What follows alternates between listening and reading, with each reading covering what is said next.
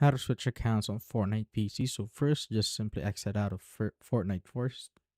So once you've exited out of Fortnite, you could now the Epic Games Launcher will automatically open. And what you want to do is just simply click on your profile here at the top right, and just simply click on Sign Out. Once that's done, it will load right here and it will bring you to the sign in page where you can sign in your other account.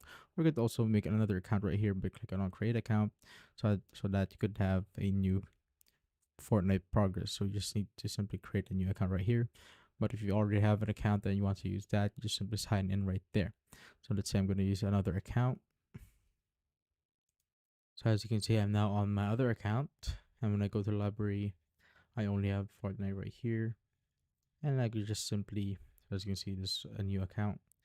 And now you could just simply open up Fortnite and the new Fortnite account will be created if you haven't had one, but if you already have, it will just simply load if you launch it. And that's basically it.